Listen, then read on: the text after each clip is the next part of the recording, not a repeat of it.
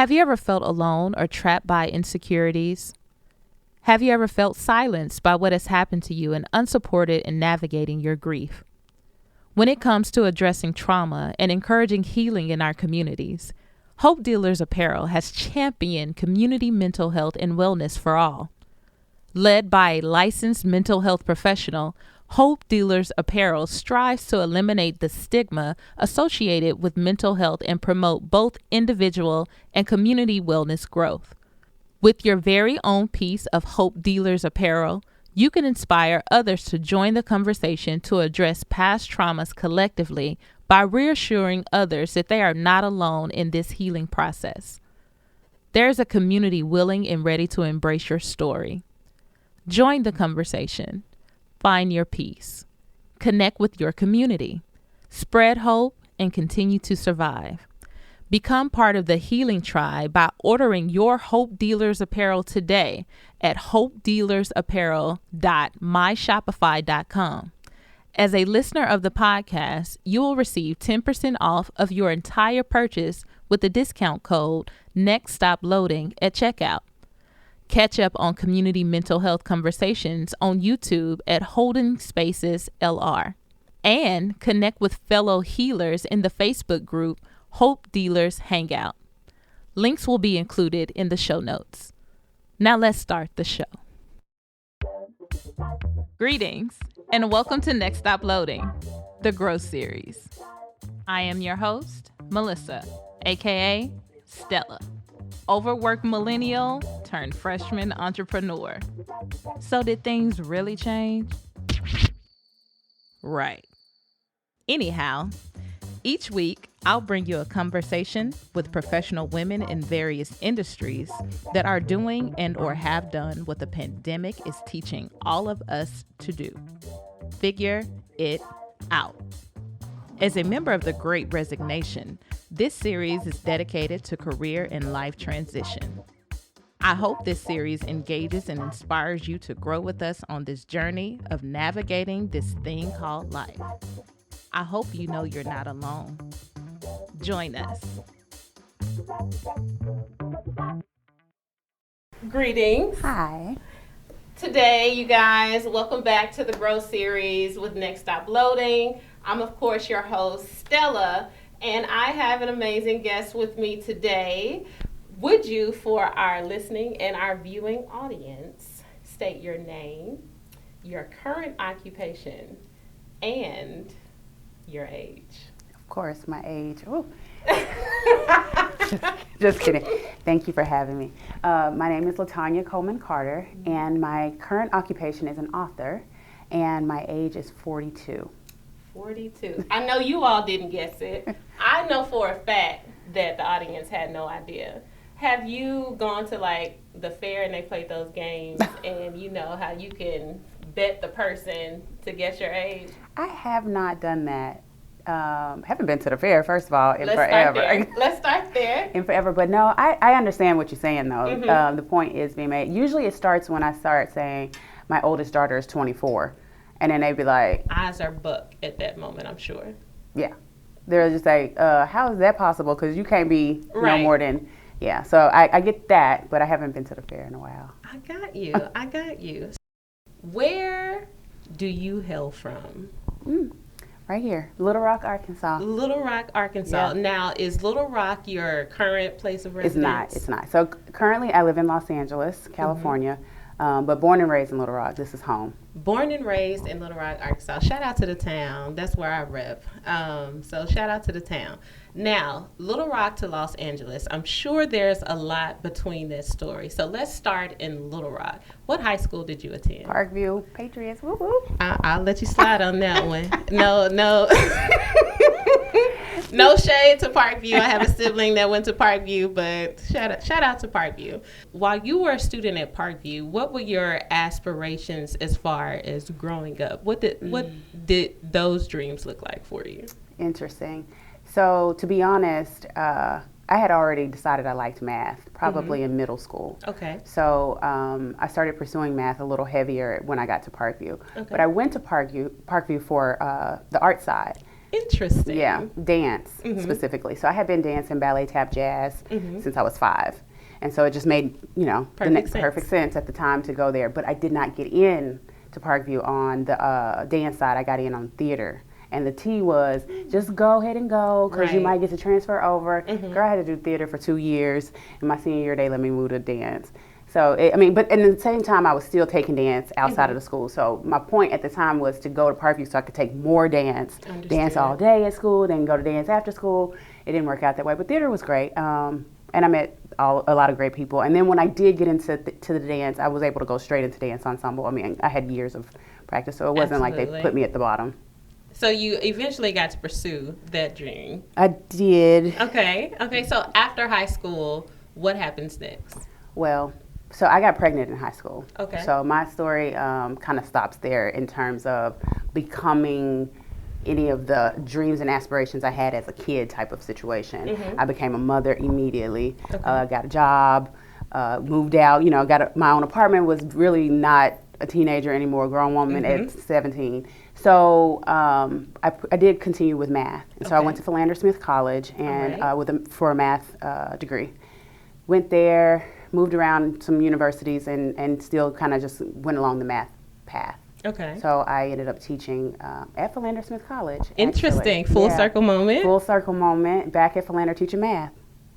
Wow. Now you just told us a lot there. You just told us a lot, and I'd like to just go back a bit in some of the things you just shared with us. So you became a mom. Yes. Senior year. Yes. Senior year. Well, right after I graduated. But right after you graduate. So prior to, did you have plans to attend any other university? I did. So my goal, I saw School Days as a kid and child. I was going to Spelman. I was pledging Delta, which I did do, but not I did it at Philander, not Spelman. But yeah, I was going to Spelman, but the scholarship that I was getting required that I stay in the dorm. And so it was a choice I was having to make in the moment.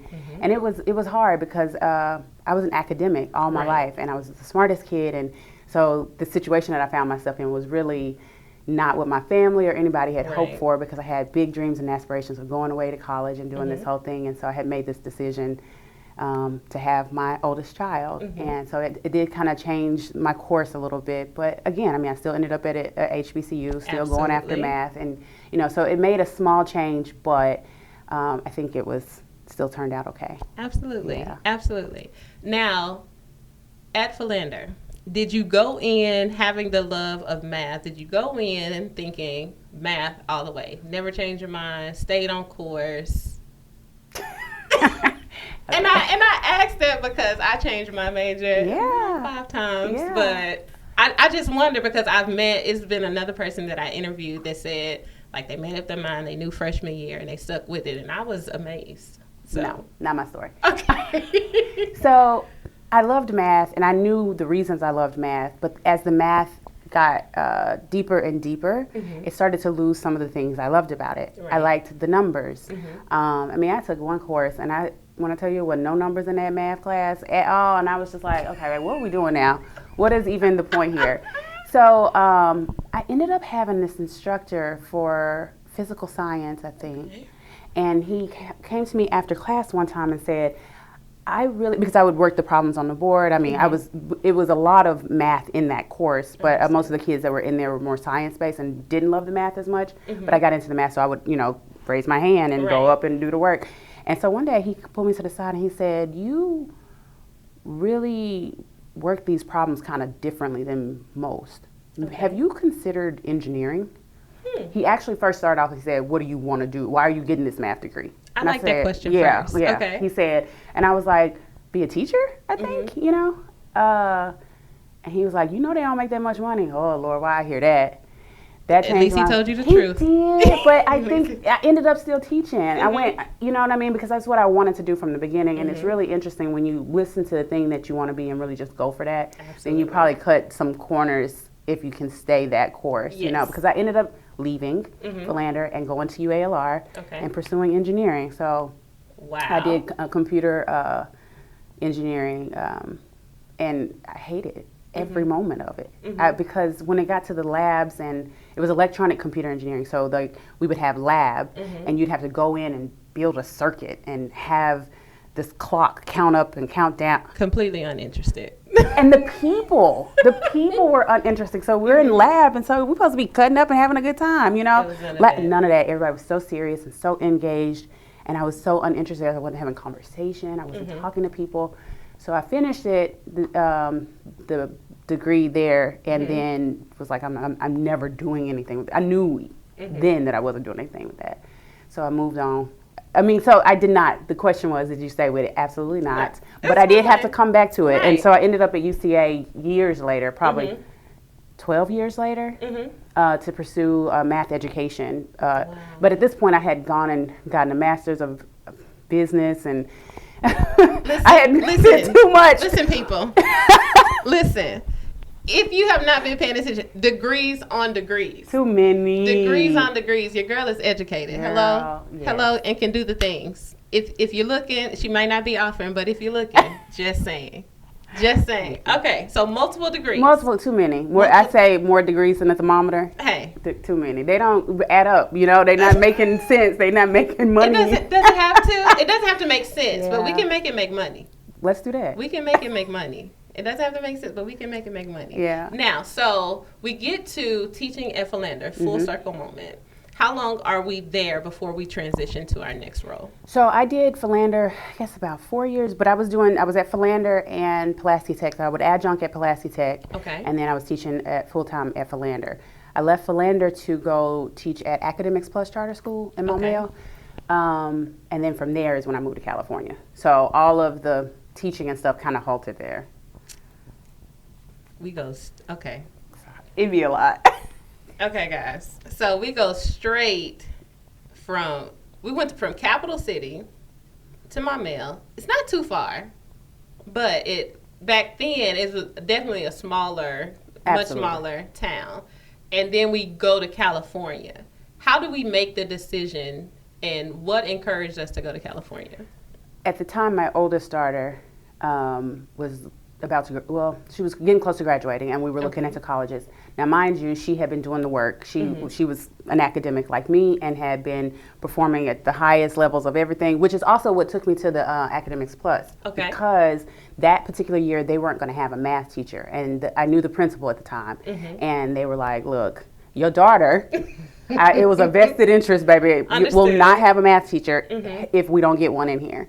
So it was a great position, though. I mean, became chair of the department and things like that. So it offered a lot, too. So it didn't just take me from something, but it added a lot to me. And again, if I didn't, and the thing was, she was trying to pursue science in college. So I knew it was vital that she had a math teacher, because she was going to, that year, she was going to be taking like pre-cal trig or something. And I think, or college algebra, there was a course that was necessary for her to have to keep on the track that she was on. So I went and I taught that course, and some others, of course. But bless you. Yes. So I taught my daughter. Yes. Because not only were you needed for her, you were needed for the other students that were there in need of those things to pursue education at the next level. Yeah. So that's awesome. So I was there, and she was actually going through the process of deciding what college she wanted to go to. And we had been doing a lot of work. She started doing higher level math at like 6th grade, I think. And so if I didn't make the decision to help her get to the dream she wanted, it was like pointless to do all of that, right? So she was looking at California. And again, I was a teenage mama, so I didn't have no college savings for that baby. Understood. No. Understood. So I was like, look, 50%, it was going to cost us 50% more for her to go for out-of-state fees. Literally 50%. Yeah. We was like, why don't we just move there, give you in-state tuition? I mean, just move to California. Or pay or either way, I was going to pay California. So I was either going to have to pay California $2,000 a month, $3,000 a month for her to go to college. Right. Or I could go live in California and pay them $3,000 a month to live in California. I mean...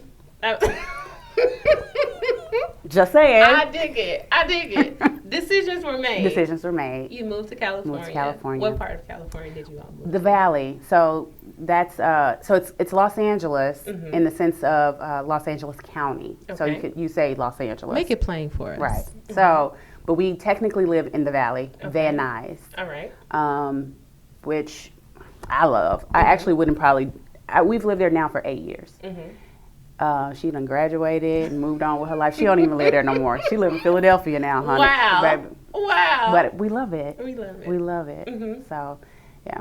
How was that adjustment? Because had you been in Little Rock your entire life up until that point? No, I had moved. I moved to. I lived in Dallas before. I lived in Los Angeles for a little stint, a year or so, in my 20s, and then I moved back home, and then I moved to Dallas, and then I moved back home. All right, time out, LaTanya. Time out. Because the roller coasters. We're going back. We're going back. Okay. When did we make our first transition away from Little Rock? So after UALR, I went to Dallas. UALR to Dallas. Yeah. What was in Dallas, if Arlington. you don't mind me asking? Nothing. Just trying to living that life of like, what's next? Where we going? What we doing? I was young, and I was just trying to see what else was out there. And I think Little Rock was. I was always kind of. You see me. I've got tattoos, and at the time, I would wear my hair shaved, and all kind of just funkiness. And so I think I was like looking for something that spoke to me in a way that didn't make me feel. Sometimes I would like get nasty looks. Understood. We're in the South. I was a black woman, being weird. And so in the sense of the word, I was looking for a place that would accept my weird, or not, at least not. I don't know. Ostracize you. Yeah. So I just kept trying to find that. And so, but it was just like constant back and forth. And I think I love LA for that, because obviously I just fit in. Understood. I go unnoticed most of the time. How long were you in Dallas or Arlington? Let's see. Must have been 3 or 4 years, I'm thinking. Yeah. Probably 3 or 4 years. 3 or 4 years. Like and then we transitioned back to Little Rock? I did. Okay. I ended up getting married and moving back to Little Rock. At the time, my now husband was living in Little Rock still. Okay. We went to high school together. Interesting. So we dated in high school. And then, MySpace. He found me on MySpace. Yeah, social media connections. MySpace out. So I was in Dallas, and then he messaged me on MySpace. And so I came to visit, and we ended up getting married, and I moved back here. He had kids, and I had kids. So I had 2 daughters, and he had 3 sons. And so I moved back here with my girls, and we got married. And so that's how I ended up back. Okay. Yeah. Quick question before we get into the transition back. So while you were in Dallas, what occupation did you have there? I was in and out. So I started off as a temp. I went through a temp agency, and I was a temp at Progressive Insurance, which actually was a really good job, to be honest. It was interesting because before I left, I was working at LaTanya's. No judgment. I was a waitress. No judgment. Well, I was a full-time student too, so I was like trying, and then with the engineering, all of those classes were really always presented at a very particular time, like 2:00. Right.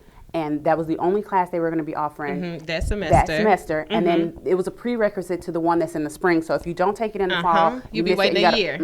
You're waiting a year. Understood. So I was working at Singular Wireless at first, but had to quit that because the way this degree was kind of set up. So I started working at LaTanya's. I worked there for a couple of years before moving to Dallas. So I didn't really have a whole lot of experience. And then I was, barely out of school. Right. So the jobs was not checking for me. So I started working as a temp at Progressive, and I stayed there until I moved back here. Got you. Yeah. Now, for those you young people that may not know what Singular Wireless is, it is currently AT&T. AT&T. And for those that are not familiar with what LaChanges is, because we are in Little Rock, Arkansas, it is a nightclub. Period. Now, we went from... Because, coming out of college, nobody is checking for you. It's all what they call entry-level work, and even entry-level not checking, degree or not. Right. they're not checking for you. It's a really interesting dynamic. And for you to have the degree that you had and they still not, whole nother conversation. Yeah. Whole nother conversation. Mm-hmm. So we transitioned back to Little Rock. We're married, dated in high school. Mm-hmm. How long are we in Little Rock?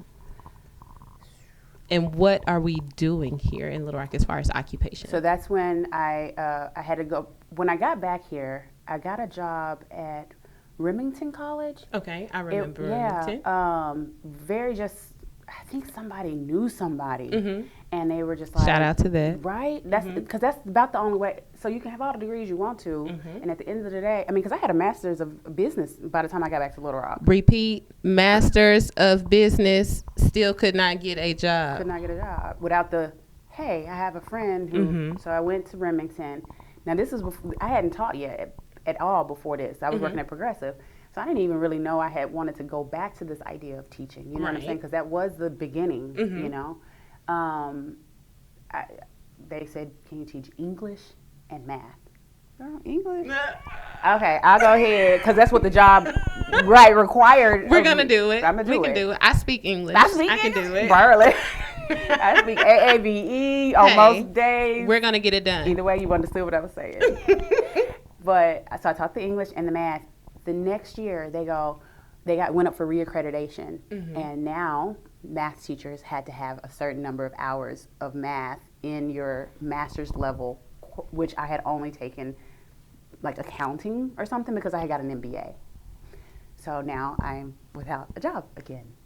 And so I went back to school to get these hours that they needed from me because at this point I started teaching and I was in love. Okay. Yeah. Okay. And I'm over here upset. And listen, this happened years ago. I'm over here upset because they're once again they're raising this bar, this imaginary bar, you know. Yeah. You have the paperwork, and now it's no. You need these additional and now credentials. also I have the experience now because mm-hmm. before you was telling me I didn't have experience, but now I've been teaching, right? And now you want me to do something else. Mm-hmm. But because I'm telling you, I had never felt that much gratification from a job, mm-hmm. and so I was like, okay, I'll go do it. It's right. fine. And whatever the number of hours you needed for. I don't remember what the number was, but mm-hmm. it was close enough to like, you might as well go on to get the degree. Right. So I went ahead and went to UCA and did Masters of Math Education. Okay. So leaving out of that, I did like, I was a TA. Mm-hmm. So I guess right before graduating, I went and started applying for jobs, and that's when I got Philander. Awesome. Yeah. Awesome. Philander Smith College, shout out, HBCU. Mother chapter for another sorority, but yeah. So we're at Philander. Is this at the time that your daughter was enrolled in the charter school? Yeah, so she was. So when I moved back to Little Rock, I moved to Maumelle from Arlington. I got you. To Maumelle. So she had been going to school there all those years. So we had been at that school. So she was there, mm-hmm. but I guess I was at Philander. Must have been 3 or 4 years before it was time for us to make this decision because gotcha. to use the in-state tuition, you have to have lived in California for at least 1 year. Wow. Yeah. Okay. So you can't just go your senior year. I thought it was like 6 months, but 1 year. Okay. Yeah. Okay. And it may be different for different states, but for True. California specifically, it mm-hmm. is 1 year. So we had to go. We would have had to go. We went her 11th grade year because we wanted. That would have given her 2 years, I know, but we wanted her to not have to senior year be dealing with like transition, meeting people, friends, and then it's like prom and it's all the stuff, you know, you want to already kind of know people. So we did 11th grade year instead of 12th grade year. I want to get into how considerate that is as a parent to consider your child's transition. Like you're attempting to honor her dreams and what she wants to do, but also being considerate of the impact transition can have on a young person. And I think that is amazing. This is not that show, but I did want to shout that out. I did. I like that. So transition to California. How was that transition as a family? Really hard. Mm-hmm. One, California is such a, I mean, we were in a pond, to be honest, and that transition was dropping us in the middle of an ocean. Absolutely. The space, we had like a big house, not big house, a house here, and we moved into like a hotel. The first apartment the house I was trying to get there, I told the guy, he was insistent that I come and see the place before I put the deposit down and do anything. But I found it when I was here, and I was like, okay, well, I'd like to go ahead and pay and go, and I'll be there on the 1st. And he said, no, you need to see it before I do that. I don't want to do that. Okay, no problem. I'll go ahead and leave a few days earlier, and I'll get there. We had to drive across the country to get there, and I get there on the 30th, and he said he rented it to someone. And we were late. I was supposed to be there like the day before, but we got caught in like a sandstorm in Arizona, and it was just like, I mean, it was just a hot mess trying to drive across the country.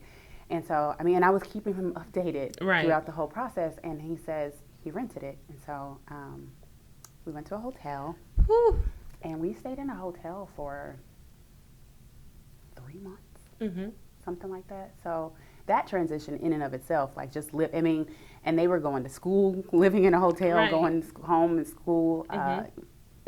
It was rough.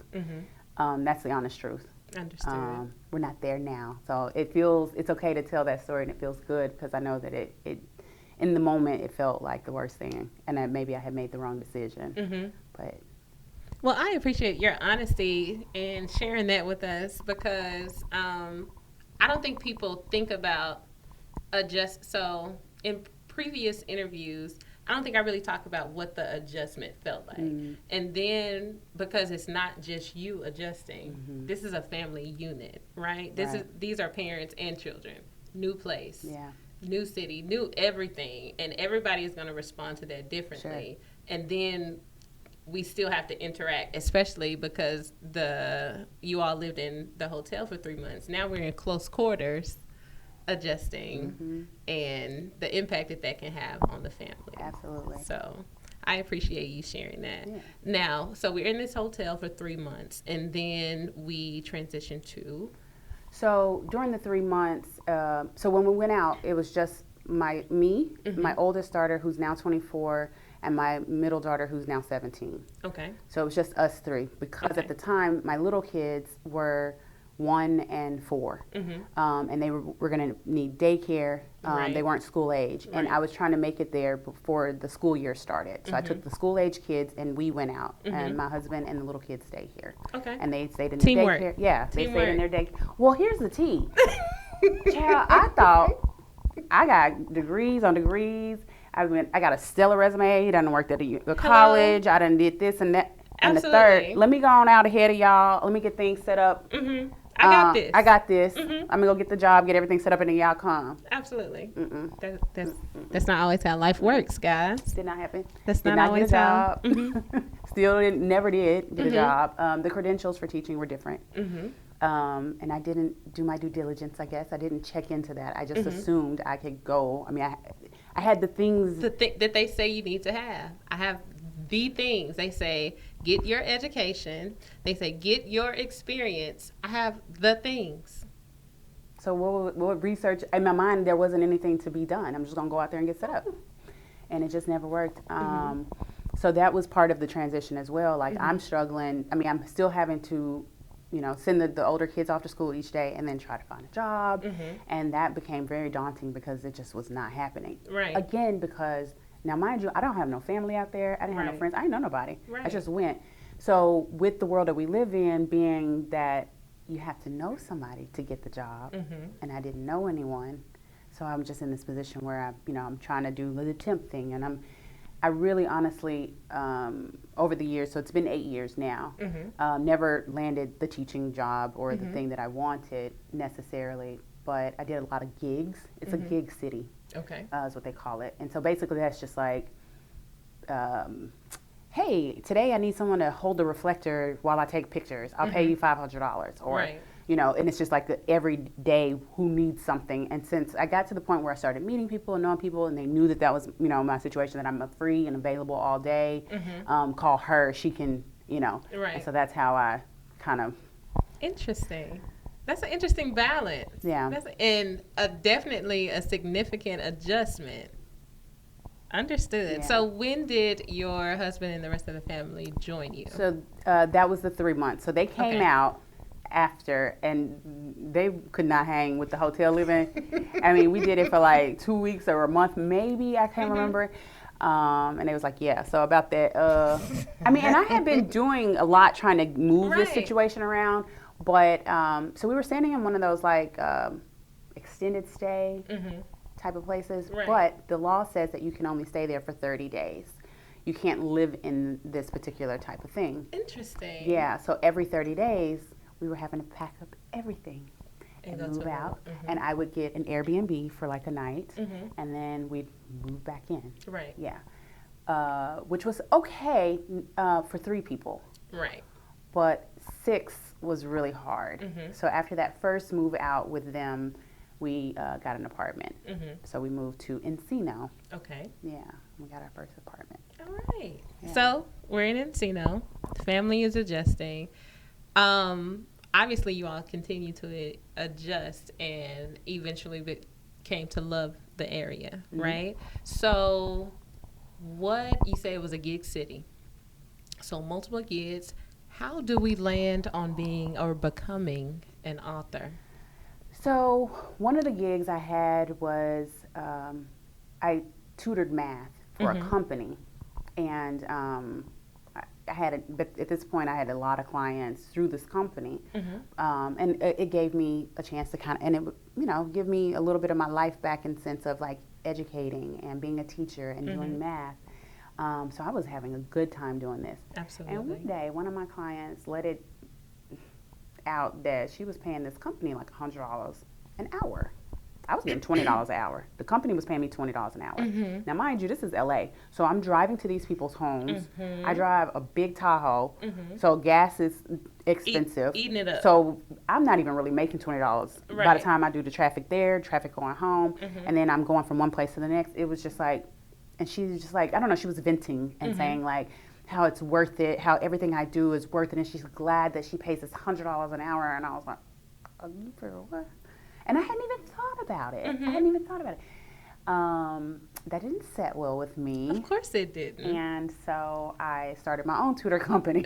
And there you have it. And there you have it. So I was like, I can't tell you to leave your place, but I can no longer work for them. Right. You know, and at this point, all my clients love They love me, you. so. You have new clientele. You see how that works? Started a business and was ready to go. But so I did that. That was, and that became my job. Entrepreneur. Entrepreneur. That was my first step into this space. Pandemic happened. And so people weren't really wanting you in their homes. Absolutely. I mean, yeah. So that was where I was. I was a traveling tutor who would show up at your home and tutor. Kids weren't really receptive to the Zoom virtual. They had been on Zoom all day. Exactly. And it just wasn't vibing. So it kind of just Fizzled away. Okay. But remember, the whole time I'm in this gig city, I'm actually learning a lot about myself. I started therapy, I guess about 2 years into the California life. So I'm discovering myself, letting go of things that I had kind of been holding on to from childhood, and not all just trauma, but like learning that I had taken on societal ideas of who I am, who I should be, what I want to be. And like as I started kind of shedding that stuff, it was like, okay, who am I? Right. This is really cool to meet this girl. Like, okay, girl, I did not know. And so part of meeting her was that I started writing and journaling and doing art and painting. And it was just this new person. I thought I was just an academic, and all I had was this brain inside of me that did it this way. And as I started shedding things, I started discovering that I'm an artist. And through that, I had this collection of stuff. Pandemic hits, and I'm not doing anything. And so I put this collection together of the things that I've been collecting. Who knew? It's like, thank you, past Steph. I had no idea what we was doing, but girl, she was doing things, and now I'm like able to thank her, you know. So the book that I wrote is just a collection of essays, poems, and prose that journey my experience as a Black mom raising kids in America. Those are stories that I created over time. Right. But during the pandemic really sparked something in me to put it all together and present it as one. I love it. Yeah. And I have your book here today. Can you tell the people where to find your book? Yeah, of course. So you can find it's Dear Mom, Wait, that's me. You can get it on Amazon, everywhere. My website, LaTanyaColeman-Carter.com. But honestly, Barnes & Noble, Walmart, it's pretty much everywhere. If you just type in Dear Mom, Wait, that's me, it'll pop up, yeah. Okay. Yeah. Okay. Thank I you. loved it. I have my own personal copy, so get yours. Definitely a work of art, work of labor, work of love. Reading it goes back to your statement about being considerate of your children, right? And not only being aware of what they may be dealing with, but also honoring your personal journey as well. So I thought it was beautiful. Thank you. And I enjoyed it. Thanks. You're That's welcome. good. You are welcome. So you put this work of art together. When did this book come out?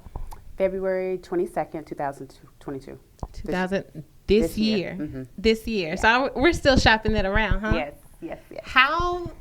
How does it feel to call yourself an author? Oh, that's so interesting. That's a good question because I'm gonna be honest. I have been an academic. You know, you get when you walk in a room and you say, "I'm a professor of mathematics." It's just like, right. you know.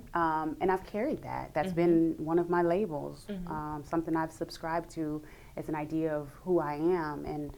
You know, I have these degrees, and you know, it's everything that the world. It's a thing. I mean, it is. It's a thing. It is, but I think I like this idea of like taking off some of that stuff. I really don't. That was given to me. Someone told me that that's what I should feel, and then I was like, yeah, right. You know, and I wore it in this way. But so I remember the first time I ever said I was an author. I was at a thing, and they were like, and it's LA, so everybody's, what do you do? Absolutely. And it's fair because that's the town where you do that thing. And the thing about it was, it's so fascinating because when I first got there, most people go there for music or acting or modeling. Creative occupations. All, So I was there and I was like, no, I'm not. You know, are you a model? I'm an academic. No. I was like, I teach math. You know, and so everybody was like, Anyway, so, you know, I never got anything from that, which was different from Arkansas or somewhere else. You can say I'm a math teacher and they go, oh, that's great, or like whatever. So for the first time, I'm getting this kind of shunned idea about being a math person, you know. And then I got comfortable with that. I go to this event and what do you do? And I'm like, I'm an author. I literally almost like shielded because I was like not sure that would be, I don't know, I wasn't comfortable yet. I didn't have like some accolade of like this being a great thing yet. I mean, and I'm an author, but you've never heard of me or I don't know. I didn't. So to be honest, it was really an interesting transition because I had to really become comfortable with this is my truth and this is the core of who I am. The other thing was what I became. Right. And now I'm authentically being myself. And this feels so good. Do you know? Yes. Yeah. You've embraced it. Yeah. It sounds like, correct me if I'm wrong, that this is a title that not only you embrace, but someone didn't give it to you. Right. This was something that you found within yourself. Yeah. So, and I'd like to connect some dots because you told me in the beginning of this interview that you were in the arts. You were a dancer. You enjoyed those creative things, but you also enjoyed math, you know? So, just for encouragement out there for others, you can be both. You can be both. It's not an either or, it's a both and. Absolutely, both and. And I think the more we talk about that, I remember because I've always been pretty just kind of out there, you know. I like fashion and I like art. Can you not tell? You're probably not today. No. It's a little razzle for the people. It's a little razzle. No, thank you. I like everything art, right? Like I love music and I love visual art and fine arts. You know what I mean? So, and like you said, I mean, I was a dancer for all those years, but people kept saying, pick one thing and stick to it and be good at that and like whatever. So I did that, thinking that's the way I had to do it. But I know now that you can be all those things, because the best part about that is that all those things transition throughout the space, to be honest. So even being a math person, the more I got into math, I discovered math and music go together, math and art, math and nature. It's everywhere. And so why do I have to pick one thing? Right. I can be all of these things and still be great. But they were telling me, like, you need to pick. So I did. I picked the one that was going to be lucrative. Remember, he goes, you want to make money, right? And I'm like, well, I got to live. So yeah. And so you end up stopping there and making a decision to make money. I did. Well, I thought. Right. And then circling back to the thing you love in the first place. So I think it's really important that we focus in on discovering that really early. Like, what is that thing? And then fine-tuning it as much as possible while you do the other stuff. I don't think you have to focus in on one thing. And I think society is attempting, in some places, to catch up, because we went from STEM to STEAM. Yes. And understanding that the arts work in conjunction with all of those other areas. Very true. So, and the arts being, my opinion, the arts being incorporated with those other things keeps young people engaged. I agree. So there's self-expression in all of that. Some of the things that we have now would not have come to be had they not been creative in their thinking to make this thing happen. Exactly. So I always say that it's more than just math and science. Right. To create change, the math and science is necessary to make things like come together at the end, but someone had to be creative to even come up with the idea, and then the math and science will figure it out. But give me somebody has to create the idea. Yes. Yeah, I mean, and they may be one and the same, that person, but a lot of times it's a creative mind that is causing this idea to come up, and then we can transition. But we all need each other. Absolutely. And at the moment we can figure out that arts are just as important as math and science, I think everything is going to make sense. Yes. Yeah, for sure. I agree. Yeah. I agree. So how do you feel in the transitions you've made throughout your life? Were you supported in making those decisions? And did you feel that you needed support in making those decisions? I probably needed support. Okay. But I'm a Virgo. Bless you. Lord. Bless you. And it is my gift and my curse. So I don't typically ask for the support that I need. I often don't know what it is I need. I'm such a doer. I just do it, and then when I realize I'm juggling a whole bunch of stuff, I'm like, dang, I should ask somebody to grab one of these, you know? And I'm like, but which one? Because if I stop, you know, it's all going to fall, I think, anyway. Right. I'm trying really hard to be better at asking for help. Okay. Because one thing about it, while I didn't ask, I know for sure it would have been there. I have a very good support system. My mother is amazing. So and I have great friends and family. I'm 100% sure they would have been there. I didn't ask.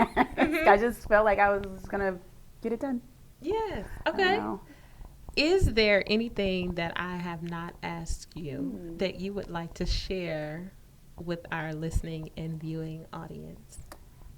Not specifically, or particularly rather. I think that more than anything, I want to inspire people to let go of these ideas that were sort of given to them and explore the truth inside of you, discover what your art is. And I'm saying that word not specifically like you're a painter, but you're a gift, your art, your thing. Mine was a book. Mine is art, but what is yours? You know what I mean? And then really see what it takes to go for that. You know what I mean? I don't think that it's as hard as it looked, because once I got into the thick of it, it was like, wait, I can do the thing I want. And it's so much easier to do it when it's what you truly want. Absolutely. Yeah, the drive is there. So I think more than anything, I just want the stories in the book, my story, to just inspire other people to go for it and go for it sooner. Like, I'm old, and I feel like I'm just like, it's not too late. It's not. I'm not saying like, oh, I'm so old that it's too late. I'm just recognizing that had I even done this a little sooner, girl, it'd have been really over. Like, low key, it might have all happened the way it was supposed to. I mean, yes, everything happens the way it's supposed to happen, but I completely understand grief. Sometimes even a little grief about if it had happened sooner, and imagining what life could be like. Yeah. But thankful for the opportunity to be grateful for the mindset that we currently have and to do all the things that we want to do. Yeah. And yes. Because you know what I think about after even saying that, so much of what happens in the book came from the experiences I had. Absolutely. And had I not had those experiences, I mean, this would be a completely different book. There you go. Yeah. So. There you go. I love it. I have thoroughly enjoyed this conversation. Thanks so much for joining me today and joining us and sharing your story, your transparency. Thank you. Thank you. I appreciate it. Today's episode is sponsored by Hope Dealers Apparel. As you can see, I have it on today. LaTanya's information about her book and where you can find it will be in the show notes. Also, the Hope Dealers Apparel information will be in the show notes as well. So thanks for joining us today. Until next time, until the next adventure. Bye, guys.